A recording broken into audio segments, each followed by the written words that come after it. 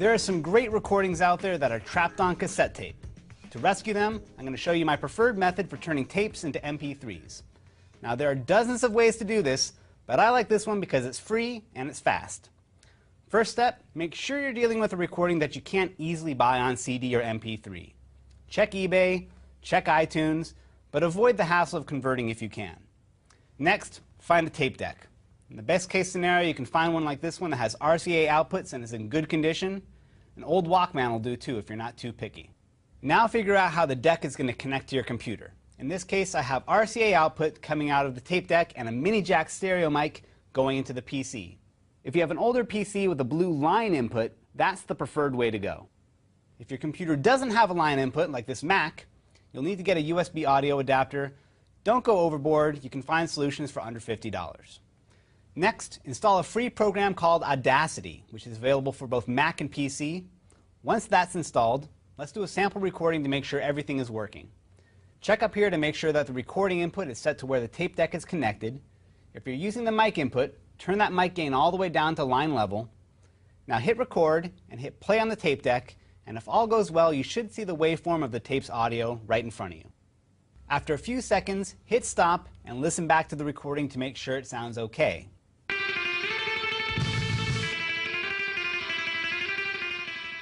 Assuming it does, you're ready to do the whole thing. Rewind the tape, hit record on Audacity, press play on the tape, and now just let the whole side play through. Don't forget to stop recording when it's over. Now listen back to the recording to make sure everything checks out. To maximize the volume, I'm going to go into the Edit menu and select All, and then go into the Effect menu and select Amplify. By default, it will set itself to the maximum amount this recording can be boosted before distorting. Hit OK.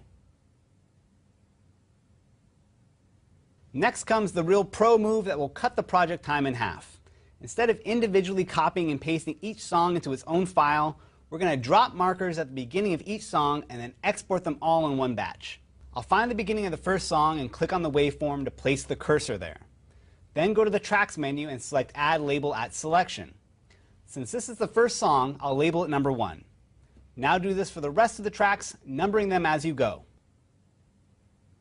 Typically, you can eyeball this by looking at the spaces between tracks, but be sure to double check your markers. A dramatic pause in the middle of a song can easily fake you out. If you want to do this really fast, learn the keyboard shortcut for adding a label. On a PC, Control-B will let you fly through this. When you get to the end, trim the silence off of the last track by selecting the silence and hitting Delete. Finally, use the Export Multiple command in the File menu. You'll see an intimidating screen of options, but all you need to worry about is that the export format is set to WAV and that the export location is somewhere handy. I would opt for a new folder on your desktop. Hit Export and you'll be shown a series of windows where you can enter in track information.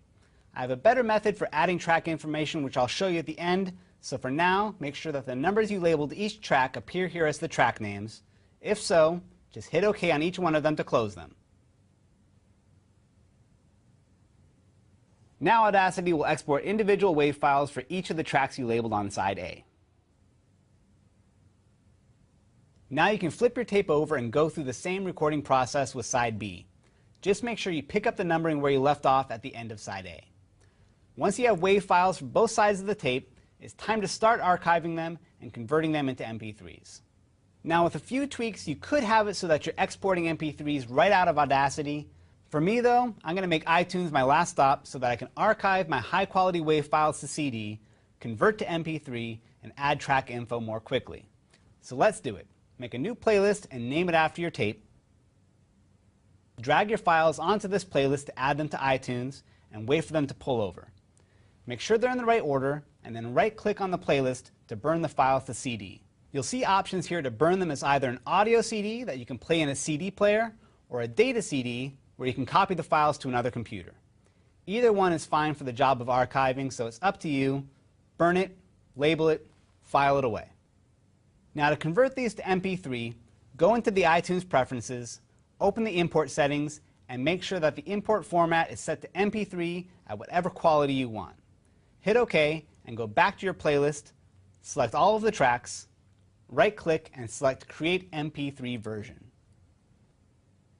When that's done, click on your music library and sort by date added to see the MP3 versions of the songs you just created at the top of the list above the high-quality WAV versions. Select just the MP3 versions by holding down the Shift key and then go up to the File menu and select Get Info. Now you can enter in the artist and album info for all of the tracks at once and even add cover art. Then hit OK. To enter the individual track names, select just one of the tracks and Get Info. Go into the info pane and enter the track title. Then hit Next to enter the next title all the way through to the end. When you're done, hit OK. That's it! You're done! You have an MP3 version of your tape plus a playlist and a backup CD of the high-quality WAV files. For more tips like these, visit howto.cnet.com, and if you have any tips for me or requests for other how-tos, you can find me on Facebook and Twitter. For CNET.com, I'm Donald Bell.